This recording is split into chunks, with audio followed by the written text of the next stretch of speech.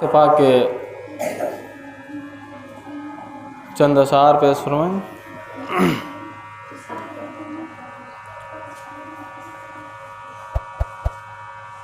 زمزم کی شکل میں ہے، زمزم کی شکل میں ہے آب حیات پینا،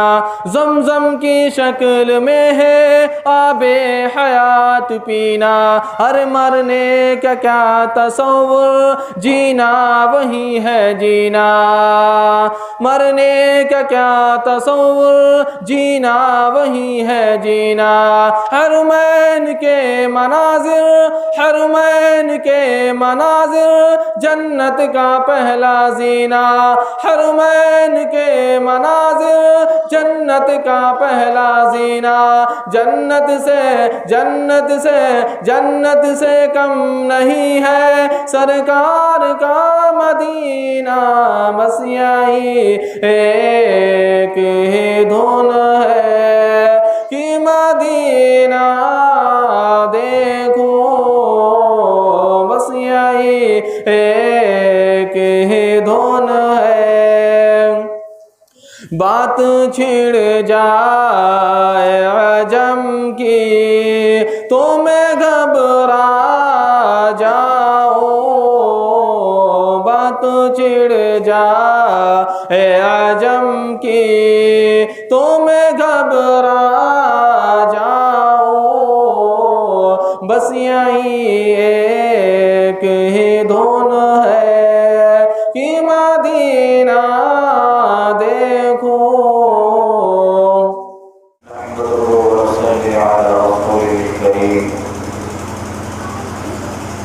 اما بعد اعوذ باللہ من الشیطان الرجیم، بسم اللہ الرحمن الرحیم، ان الدین عند اللہ الاسلام، صدق اللہ العظیم۔ محترم معزز حاضرین کرام،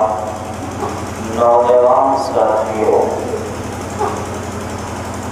آج کا یہ پروگرام، آج کی یہ نشست انتہائی بابرکت اور انتہائی پاکیزہ نشست ہے۔ آپ جانتے ہیں، آپ نے سنا ہوگا، جمعیت علماء ہند ہندوستانی مسلمانوں کی وہ باوقار تنظیم ہے جو اپنے قیام 1919 سے لے کر آج تک مسلسل پے و پے انتہائی خلوص و للہیت کے ساتھ، امانت داری اور دیانتداری کے ساتھ میں مسلمانوں کے ساتھ تمام مسائل میں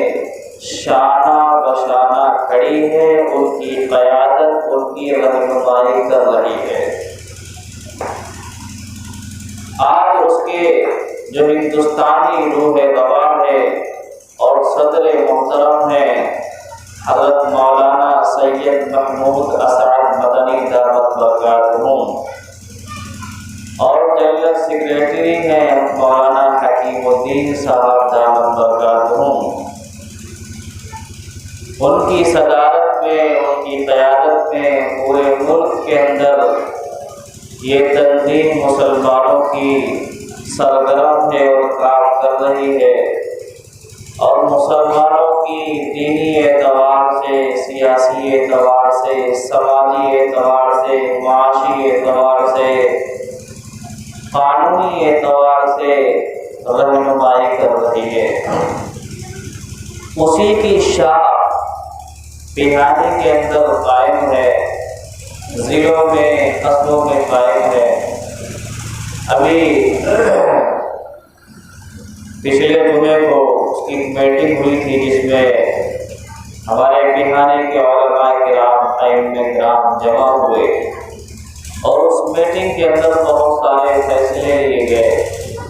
اس میں سے ایک فیصلہ یہ بھی تھا کہ موجودہ وقت کے مسلمانوں کے سامنے جو مسائل ہیں، جو چیلنجز ہیں، ان کو کس طریقے سے کنٹرول کیا جائے، قابو کیا جائے، ان کا کیسے مقابلہ کیا جائے۔ اس میں ایک مسئلہ یہ ہے کہ ہمارے اسلام نے اور ہمارے رسول صلی اللہ علیہ وسلم نے اور ہماری شریعت نے عورتوں کو جو عزت اور جو اہمیت اور ان کی حفاظت کے لیے جو بہترین دستور اور قانون بنائے ہیں، دنیا کی کسی قوم کے پاس نہیں ہے۔ لیکن اس طریقے سے آج دنیا کو سمجھایا جا رہا ہے، بتایا جا رہا ہے، مسلمانوں کو یہ سمجھایا جا رہا ہے کہ اسلام نے عورتوں کے ساتھ ناانصافی کی ہے، ظلم کیا ہے۔ حالانکہ ناانصافی ان لوگوں نے کی جو کہہ رہے ہیں۔ آج عورتوں کو انہوں نے بے وقعت سی سمجھ لیا ہے، اسلام نے تو اس کو عزت دی ہے۔ ہمارے نبی صلی اللہ علیہ وسلم نے فرمایا، اگر عورت ماں کی شکل میں ہے، یہ ماں ہے، تو اس کے قدموں کے نیچے جنت ہے، باپ ہے، یہ جنت کا دروازہ ہے۔ اللہ کے نبی علیہ السلام نے فرمایا، ہما نار و جنت، یہ تمہاری جنت ہے اور تمہاری جہنم ہے۔ یعنی اگر تم ان کی خدمت کرو گے، ان کی اولاد کو یہ تاکید، ان کی خدمت کرو گے، جنت کے حقدار بنو گے، نافرمانی کرو گے، جہنم کے مستحق بنو گے۔ اگر یہ بیوی کی شکل میں تو یہ تمہاری شریک حیات ہے، اگر یہ بہن ہے تو یہ تمہاری عزت ہے، ناموس ہے، بیٹی ہے، تو یہ تمہارے لیے سفارش کا ذریعہ ہے، جنت میں جانے کا ذریعہ ہے۔ اسی طریقے سے اللہ کے نبی علیہ السلام نے جس طریقے سے گھر کی پراپرٹی کے اندر، باپ کی پراپرٹی کے اندر مردوں کا حق رکھا ہے، عورتوں کا حق رکھا ہے، ایک لمبی تفصیل ہے۔ اسی طریقے سے اللہ کے نبی علیہ السلام نے فرمایا، حیا اور پاک دامنی یہ عورت کا سب سے قیمتی زیور ہے، اس کی حفاظت کرنا یہ عورت کی ذمہ داری ہے۔ اگر اس کی حفاظت کرے گی تو اس کے ذریعے سے بہترین معاشرہ تشکیل ہوگا، اس کی گود میں پلنے والے بچے باحیا ہوں گے، بااخلاق ہوں گے، حسن کردار کے مالک ہوں گے، اور جو باحیا عورت ہوتی ہے، عزت دار عورت ہوتی ہے، پاک دامن عورت ہوتی ہے، دیندار عورت ہوتی ہے، اس کی گود میں پلنے والا بچہ آگے چل کر وقت کا ولی ہوتا ہے۔ لیکن اگر عورت بے حیا ہو جائے، عورت بے پردہ ہو جائے اور شریعت نے جو آدیش اور حکم جاری کیے اس کو چھوڑ دے، تو اس کی گود میں پلنے والا بچہ نافرمان ہوتا ہے، بگڑ جاتا ہے، پھر وہی آگے چڑھ کر کے معاشرے کا پھڑ بڑھتا ہے، اس کی وجہ سے معاشرے کے اندر خرابیاں پیدا ہوتی ہیں۔ ان تمام حالات کو مد نظر رکھتے ہوئے یہ فیصلہ کیا گیا کہ ہم عورتوں کو اپنی سمجھائیں اور بتائیں کہ حیا اور پاک دامنی یہ بہت بڑی چیز ہے، بہت بڑی اللہ کی نعمت ہے، اس کی آپ کو حفاظت کرنا ہے۔ اس کے لیے یہ طے ہوا کہ 15 روزہ مہیلا بائی مہیلا پروگرام رکھے جائیں، اس میں بتایا جائے عورتوں کو کہ اگر بچہ پیدا ہوا ہے تو ذمہ داری کیا ہے، نام کیسے رکھنا ہے، تربیت کیسے کرنی ہے، اگر کسی کے یہاں مٹی ہو جائے تو اس کو کیسے کرنا، بہت سارے مسائل ہیں جن کے اوپر بات ہمارے مفتی صاحب نے تفصیل کے ساتھ کی تھی۔ جمعے کی نماز کے بعد عورتوں کا پروگرام ہوا، اس سے بڑا فائدہ ہوا، ہم لوگ موجود تھے الحمدللہ، بہت قیمتی باتیں ہیں۔ اس کے بعد یہ طے ہوا کہ کسی قوم کی جو طاقت ہوتی ہے وہ نوجوان ہوتے ہیں، کسی قوم کی جو طاقت ہوتی ہے وہ نوجوان ہوتے ہیں۔ تاریخ گواہ ہے، اگر دنیا کے اندر کسی قوم کے ذریعے سے انقلاب پیدا ہوا ہے تو نوجوانوں کے ذریعے سے پیدا ہوا ہے۔ اللہ کے نبی علیہ السلام کا جو سپورٹ اور ساتھ دیا ہے وہ نوجوان صحابہ نے دیا ہے، اور ہر وقت آپ کے ساتھ میں شانہ بشانہ تھے۔ تو آج ہمارے نوجوانوں کو پتہ نہیں ہم کتنی بڑی چیز ہیں، کتنی قیمتی چیز ہیں۔ اللہ پاک نے، اللہ کے نبی علیہ السلام نے فرمایا کہ قیامت کے دن جب کوئی سایہ نہیں ہوگا، صرف اللہ کے عرش کا سایہ ہوگا اور سورج سوار نیزے پہ آ جائے گا، اس وقت نوجوانوں کو اللہ کے عرش کا سایہ نصیب ہوگا۔ وہ کون نوجوان ہوں گے؟ جنہوں نے اپنی نوجوانی کی زندگی کو اللہ کی عبادت میں اللہ کے حکموں کے مطابق گزاری، اور باقاعدہ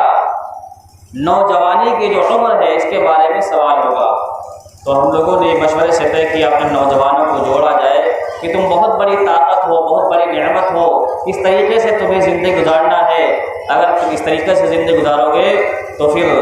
ہمارے جو مسلم معاشرہ ہے اس کے اندر انقلاب پیدا ہوگا، تمہارے ذریعے سے حالات بدلیں گے۔ تمہیں ایک ایسی طاقت ہو جو آج بھی حالات کا رخ بدل سکتی ہو، کیونکہ جو بوڑھے ہو گئے، بیچارے بوڑھے ہو گئے، مشورہ دے سکتے ہیں، لیکن اصل طاقت تم ہو۔